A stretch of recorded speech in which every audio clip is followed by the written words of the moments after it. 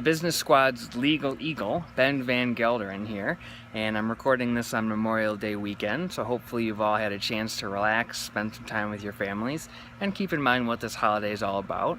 We're a little bit more informal this week because, as you can see behind me, my yard is in dire need of some tender love and care, so I'm going to be heading over to finish that up when I'm done recording this. But real quick, I wanted to talk to you guys about nonprofits, because this month the Business Squad is going to be focusing on nonprofits.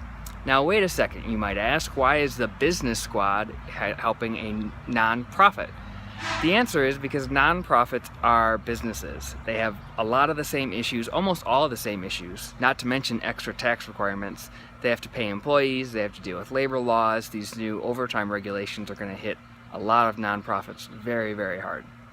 So how does that work? How can somebody be a nonprofit and still make money, have income, do these sorts of things that you see them do, like they open gift shops or they sell things or whatever? So to answer that question, I'm actually going way back. I believe the year on this case is 1924, but it is still good law, still good U.S. Supreme Court case, and it talks about exactly that, right?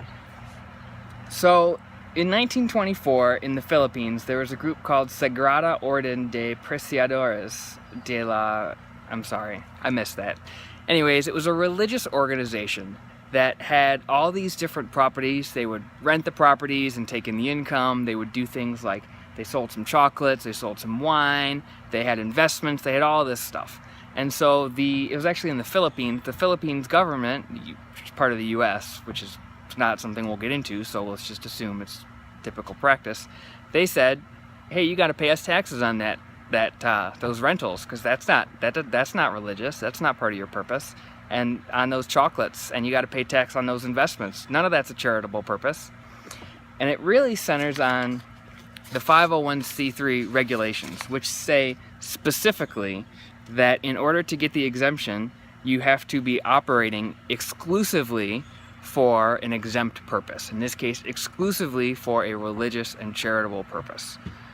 Well, it got all the way to the Supreme Court, and the Supreme Court said, wait a second, it can't actually mean exclusively for these charitable purposes, because you can't operate that way. And the court flat out said, right, first of all, there's nothing in the regulations that say that a 501c3 exempt organization can't have a net income, and in fact it has to report that income at different times. And the second thing is, the rules don't care where the income comes from, to some extent, right? But the key is this income going towards its exempt purpose? And so the court looked at all the stuff that was going on here, looked at all these rentals and the chocolate sales and all this kind of stuff, and said, you know what, these things are incidental to running their business. All the money that comes from it goes towards their stated religious purpose, and so we're going to uphold their exemption. So here's another situation where the court said, sorry IRS, you're overstepping your boundaries. And so it's a little funny because based on this case, right, the court has basically said, when we say exclusively for a charitable purpose, we really mean primarily for a charitable purpose.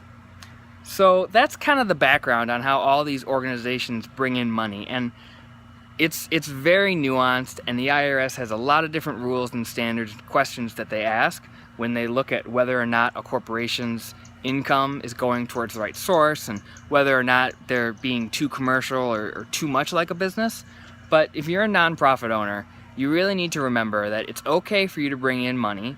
You have to bring in money to pay your employees, to pay your bills. You need liability insurance. You have all these different things you got to take care of. And the IRS says it's okay, but it's complicated.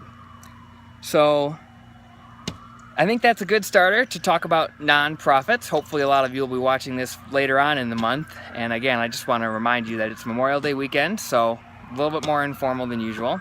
And with all that said, I do want to say that this is an official 2016 presidential endorsement. You probably can't see, but it's elected by Alice Cooper. So I'll just go ahead and put myself on the record there for the 2016 election. That being said, I kept this under 5 minutes as long as I can shut my mouth pretty quick here, so I will see you next week. Thanks.